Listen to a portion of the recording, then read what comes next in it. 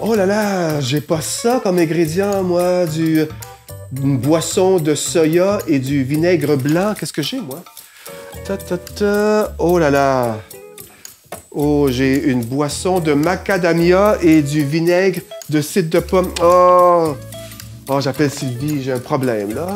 Sylvie, réponds, Sylvie. Sylvie. Allô, Jean-François, t'es rendu où dans la recette du gâteau? Ben écoute, Sylvie, on me demande des ingrédients que j'ai pas. On me demande une boisson de soya, puis du vinaigre blanc, mais j'ai de la boisson de macadamia et du vinaigre de cidre de pomme. Qu'est-ce que je fais? Ah, ne t'inquiète pas, je suis là pour t'aider. Déjà, tu démontres beaucoup d'audace de vouloir faire ce gâteau. Et là, ben, parfois, quand on cuisine, hein, comme tu le sais, faut être davantage audacieux. Puis, hein, il faut avoir de la flexibilité, mais il faut être audacieux, il faut oser. Jésus, lui, il était plein d'audace. Il a parlé de Dieu avec des mots nouveaux. Il a dit que Dieu est un Père et qu'il nous aime. Heureusement qu'on a le temps du carême pour essayer de comprendre cela un peu plus. Et tout ça, ça va nous conduire à la fête de Pâques. OK, écoute, je vais oser faire du neuf, hein? Alors, tu penses que ça va être bon avec ces deux ingrédients-là, là? Certain, il faut pas toujours faire les mêmes choses. Ça, c'est plate, hein? Ouais, tu as tout à fait raison. Je pense qu'il faut oser, il faut être audacieux. Puis, ça prend de l'audace, hein? Et ça prend de l'audace. Puis, quand tu parles d'audace, là, tu sais, des fois, j'ai peur de ce que les autres vont penser de moi. Surtout si je leur dis que je vais à la messe le dimanche ou que j'aime telle sorte de musique, telle chose, telle chose.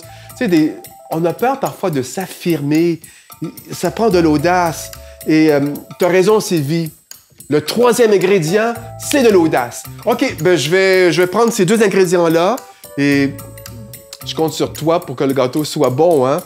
Et ben merci, Sylvie, d'être là pour m'aider, hein, pour m'inspirer. Toujours un plaisir pour moi de t'aider, mon ami. Mère Bruyère, est-ce qu'elle a été audacieuse? Ah, je pense que c'était une femme qui était pleine d'audace. Elle a fait confiance à Dieu. Elle s'est vraiment abandonnée dans le cœur de Dieu. Et tu savais que Mère Bruyère, là, lorsqu'elle est arrivée ici à Ottawa, c'était Bytown, ça prenait de l'audace. Hein? Allons voir ce que les élèves de son école ont à nous dire sur l'audace de Mère Bruyère. Si je suis capable de faire tout ce que je fais, c'est parce que je suis accompagnée de Dieu. Il est toujours avec moi et me donne le courage que j'ai besoin pour foncer.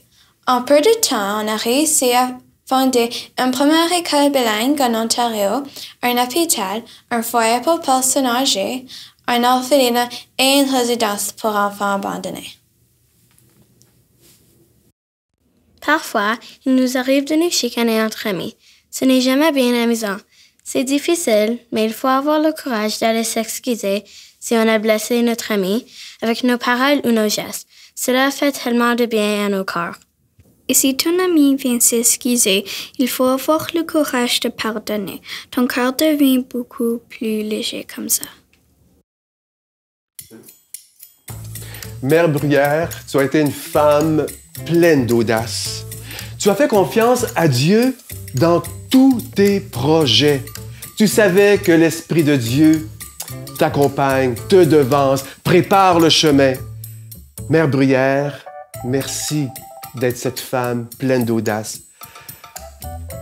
Nous et toi, les élèves, est-ce que tu peux faire preuve d'audace cette semaine? Oser quelque chose qui pourrait faire plaisir à quelqu'un, à faire du neuf?